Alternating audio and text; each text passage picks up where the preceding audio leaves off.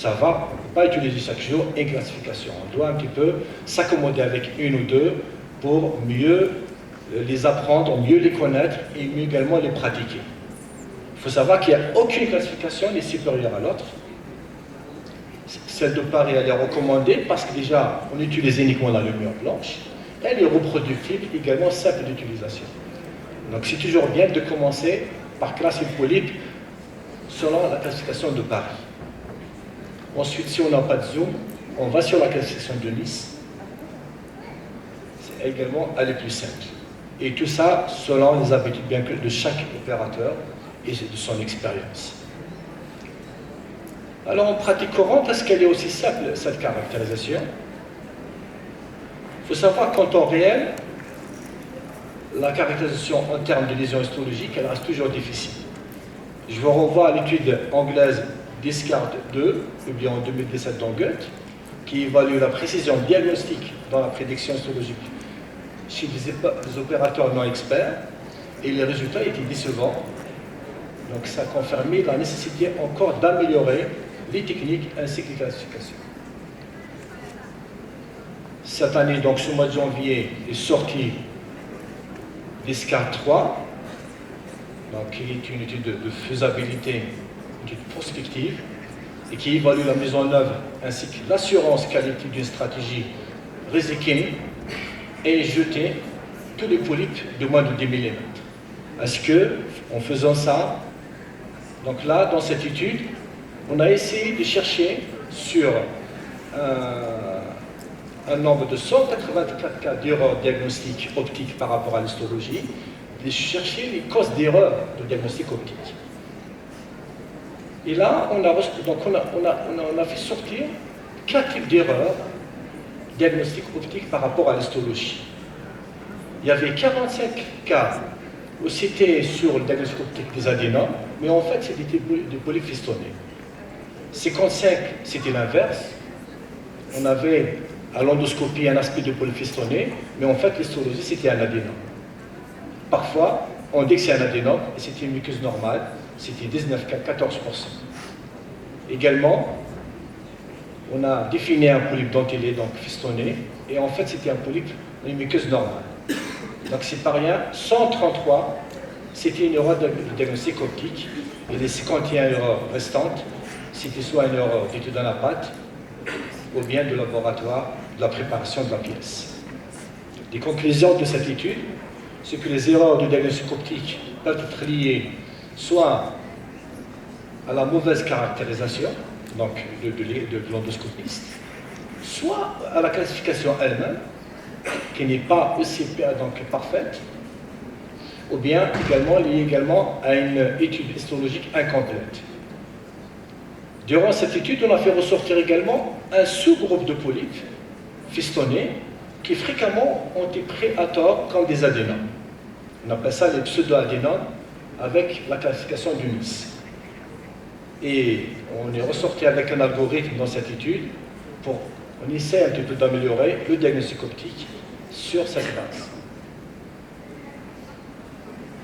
Donc vous voyez sur ce schéma donc, les différents aspects. Donc vous avez un adénome. Donc un adénome simple. Vous voyez des cryptes allongées avec entouré de vaisseaux. Vous avez également l'aspect adénomateux et villeux également. Voici également dans la première partie des pseudo-adénomes, on a un aspect d'un polype fistonné, mais en fait, c'est des cryptes allongées qui peuvent définir un aspect de polype adénomateux, mais en fait, c'est un hyperplasique. Vous voyez en deuxième position les polypes fistonnés, avec cet aspect donc, de nuageux, des limites floues, des flous, et également des cryptes qui sont centrées par un spot vasculaire noir. Un aspect également de polype cancer, avec un aspect amorphe, il n'y a plus de vaisseau, il n'y a plus de crypte, avec donc une invasion semi-muqueuse. On peut également retrouver donc, un polype qui en fait n'est pas un polype, qui est un diverticule, et les signes, un diverticule inversé, et les signes, ce sont surtout l'aspect de la muqueuse qui est la même que la muqueuse environnante, Également, vous voyez également ces anneaux concentriques autour des polypes. Ça définit donc un diverticule inversé. Voici l'algorithme d'Escar3, donc qui essaie un petit peu de mieux caractériser. Donc devant un polype, on utilise la classification de Nice.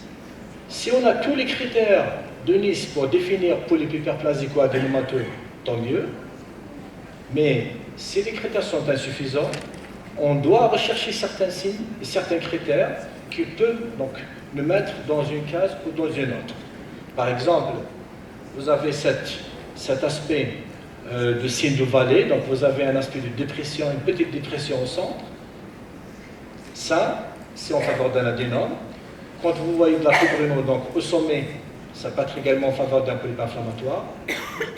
Et également, ce qu'on appelle le pseudo-adénome, vous avez des cryptes allongées, mais il n'y a pas de vaisseau, et la surface, elle est régulière sans vaisseau.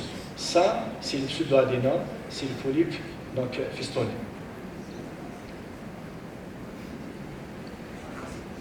Il faut toujours suivre à son expérience, avec ses habitudes. Il faut toujours également utiliser la même classification, essentiellement Paris, Nice ou bien Saint-Lô. Vous voyez ici un polype hyperplasique, un Saint-Lô, un connect, un H, soit à la lumière blanche, soit après donc coloration. La même chose ici également, un polype hyperplasique, qu'on voit mieux quand on fait une coloration NBA. Un adénome, on voit bien les cryptes qui sont entourées de vaisseaux, des cryptes qui sont régulières. La même chose ici également, surtout après avoir injecté où les cryptes sont plus apparentes, également avec une meilleure caractérisation. Il faudra faire attention parce qu'il ne faut pas tenir compte uniquement de la taille. Parfois, on peut y aller sur des petits cancers, des petits polypes qui sont en fait des cancers, et prendre le temps d'examiner la surface, la vascularisation et les cryptes. Vous voyez ici des petits cancers, donc avec un aspect complètement pâle, pas de vaisseau, pas de crypte, et ça c'est des petits cancers. La même chose ici également, vous voyez un SAM 3B, il n'y a plus de crypte, il n'y a plus de vaisseau, c'est des adénocarcinomes anglais.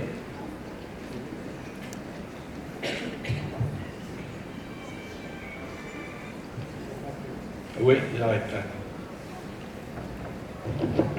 Alors, quelles sont les perspectives pour améliorer la caractérisation?